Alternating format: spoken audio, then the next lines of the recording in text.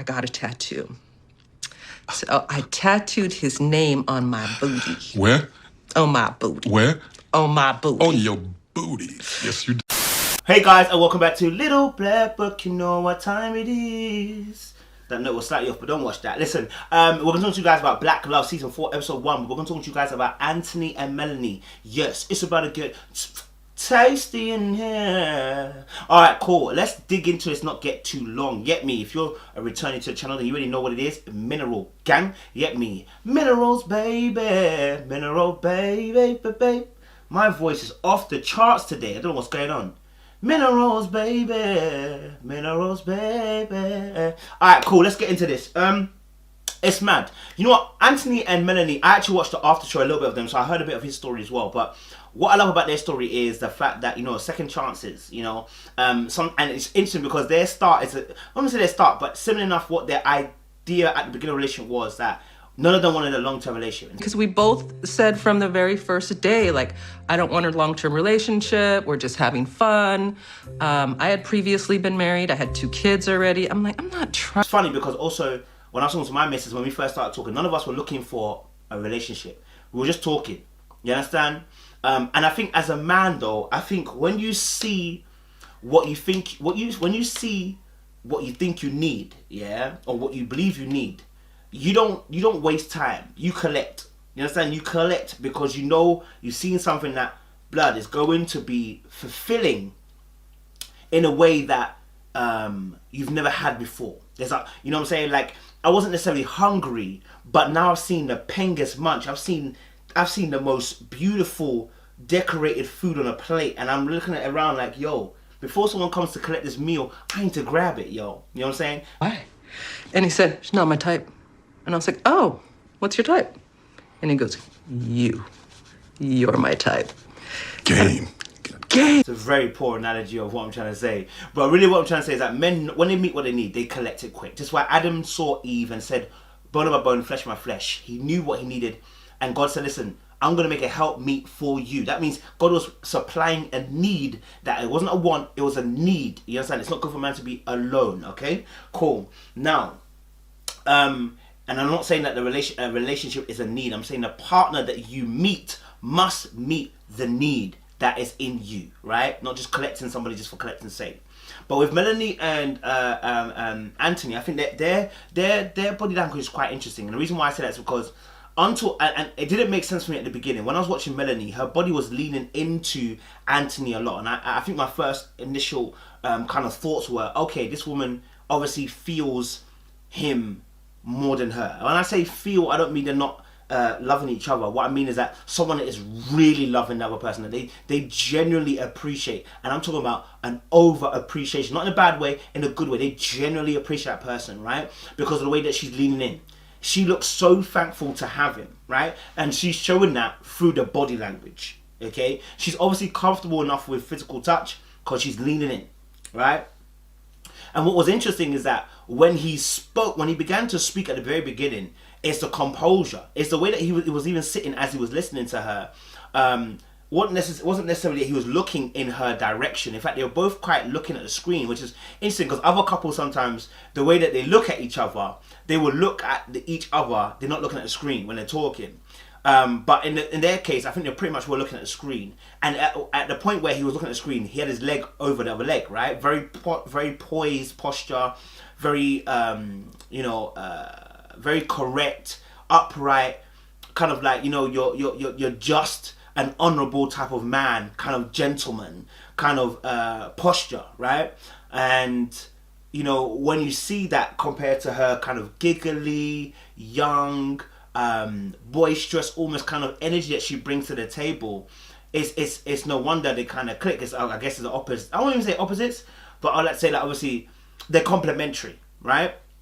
And so that was, I saw that body language and I was like, okay, cool. Like, I get it. I see. Because at the times, I think her arm was also underneath his arm as well. So you can see that great, you see what I was saying about the connection, that you don't see a gap between the two of them. You don't see daylight. You don't see any Bible space between them.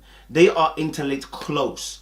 So obviously, and again, that's through sexual chemistry, I guess, as well, because he mentioned earlier on that, you know, I think it was like the first night they met pretty much, or first night they really went on a date, sorry, I should say. after the fact that he had told her he didn't like her sister, he liked her instead. So he's like, yeah. I like that voice. I like that impression. Good job. So I asked him, I said, so did you ever call my sister? And he said, who's your sister? And he threw it down and said, yes, game. And I love that again. Know what you want, you know what I'm saying? Know what you need. And, you know, I don't know if that's because of the fact that they have a great sexual chemistry. Again, he mentioned this in the Afterlove. And that's what's causing the great tight bond physically that you see. Because oftentimes when people have sex, what happens is they actually begin to also mirror each other in their behaviors, in their mannerisms, and also as well, they tend to grow closer physically. They feel more comfortable with that because they've been that close sexually, intimately as well. So with their story, it's interesting because, you know, I think they had a part of breakup as well. So I believe that they both were married previously. She had kids from that previous marriage. He'd been married, but then gave up his dreams, also in sports, to do the marriage stuff. It didn't work out. And then he found himself here at the impasse where he's met obviously this woman, Melanie, and her sister. But he's obviously found that he's attracted to Melanie instead. And I think what was interesting about their story even more so. No, I ran out. I just thought it was a booty call, honestly. I mean, I was a grown-ass woman. I had kids already. The fact that, you know, also Melanie was understanding. And I think this comes with growth. It comes with time. It comes with age as well. She mentioned the fact that, you know what, after they had sex, she was ready to leave the house and go about her way. And he was like, listen, do you want to stay? You want to cuddle? Blah, blah, blah. And she was, in her head, she was thinking, this is a booty call. Like, yeah, you're a fine-ass man, good-looking guy, da-da-da. But this was a booty call, wasn't it? You called me for a booty call, so I'm going to be out of it. I want you to see me in my best and let me leave in my best. You get what I'm saying? Like, I'm not going to make this a difficult situation for you. I'm mature and grown. I came out here for fun. I wasn't even looking for a long-term relationship. And yet his response was that he wanted to cuddle, he wanted her to stay. This was amazing. And I even asked her to stay and cuddle and spoon with me. And she got up in the morning and she bounced. And so you see that you know, because you know, when we're younger, we do have these conversations about, you know, you don't have sex on the first date. And let me be very frank with you, as a Christian, we don't want to be having sex on the first date. We don't want to be having sex before marriage anyway, right? As a Christian person, I also understand as well that people are not Christians, so they have their own way of dealing with things. But the reason why we say maybe wait on the sex situation is because you don't know what the intentions are. But when you see the action of himself, where he said, obviously, let's cuddle, that is not somebody who wants to have a booty call and move. Yeah. The other alternative, obviously, is the person that just wants an emotional attachment, but doesn't want to be attached to himself. That can be a possibility, but it's very, very rare that happens. He had shorts on, he looked so good, and I was like, yes, I made the right decision. And when I got out of the car, he picked me up. Straight away the intention that, oh no, I don't want you to go, stay. Like, you know what I'm saying? Like, if you're leaving me, baby, I just wanna know. All right, and pause that. So, you know what I mean? That intention was made very clear.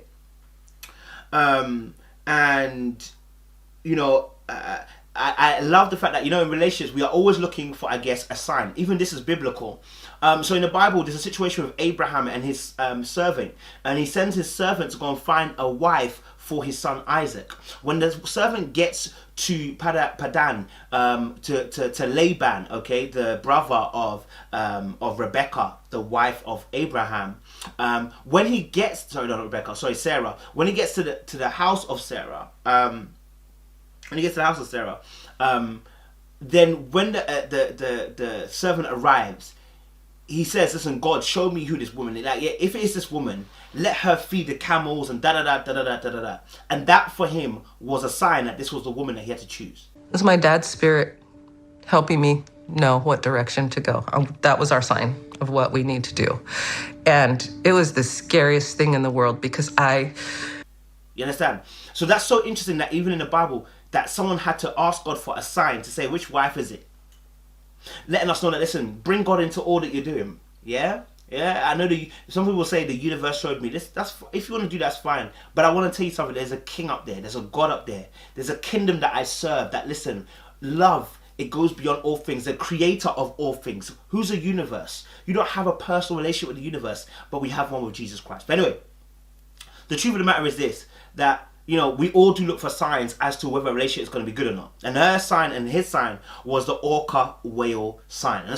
An orca whale. And I lost my I was jumping up and down. I was crying. I was like, you are my soulmate. The story is so beautiful. The fact that, you know what, you know, her dad had passed, and, you know, someone asked her on a plane and she didn't know where that person came from. And let me tell you something, divine things do happen. Whether you're Christian or not, divine things do happen, okay?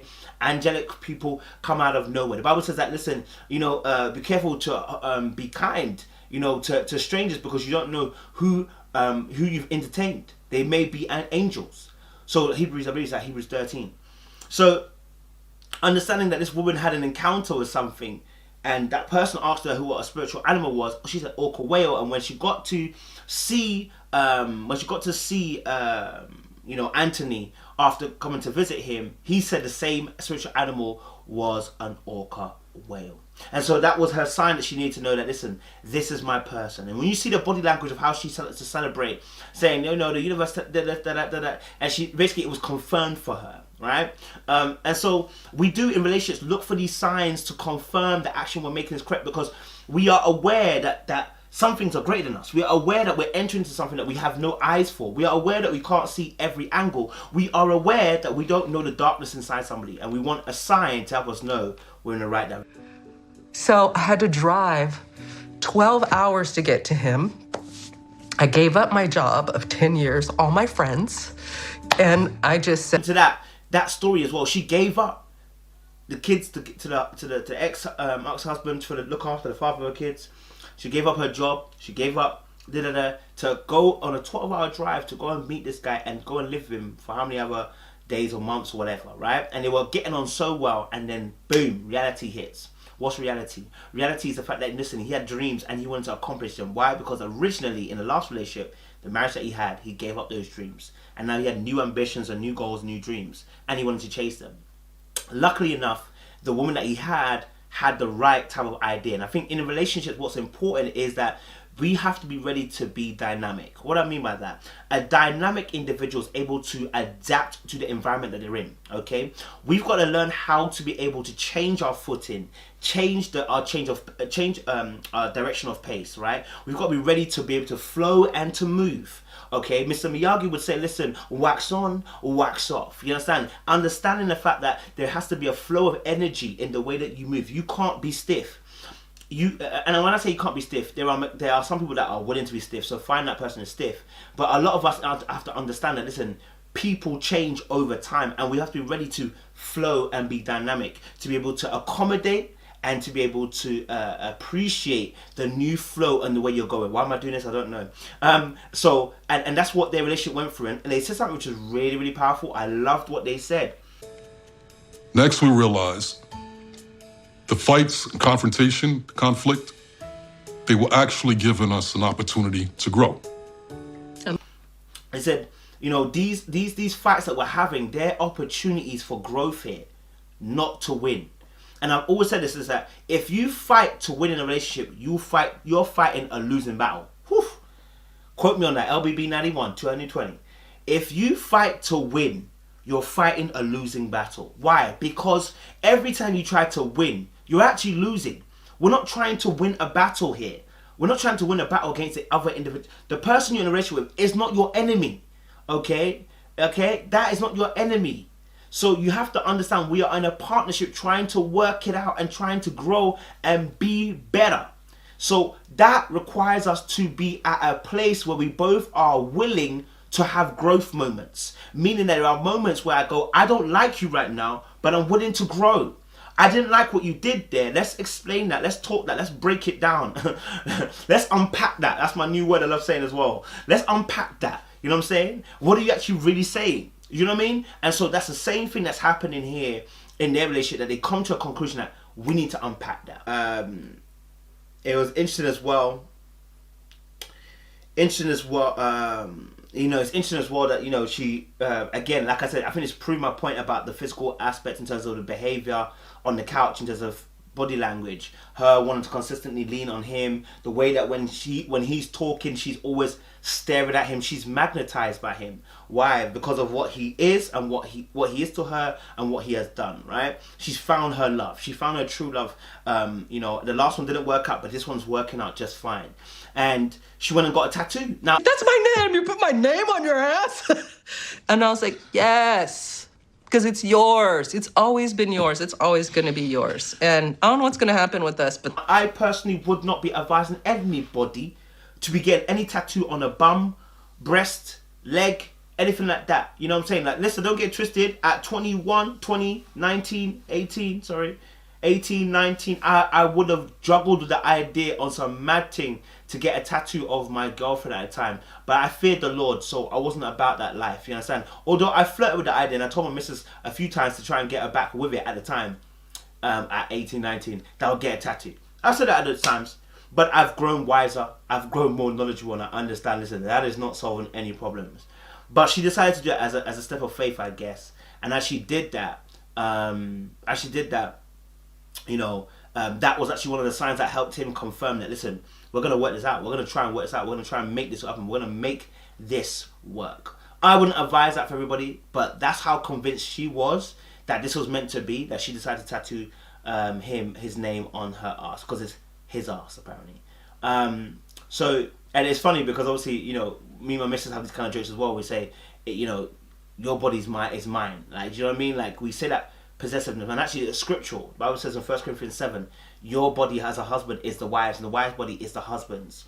Understand that none of you have power over the other person. You know what I'm saying? When it says that you own my body and I own yours, that's a cancelling out, meaning basically treat you like I treat my body. You understand? Yeah? Deep that. You understand? Yeah? Appreciate you guys. Stay locked, stay loaded. I love Melanie and Anthony. I think they're really good. I think they're really great. And we appreciate you for tuning in as well. Guys, stay locked, stay loaded. More love.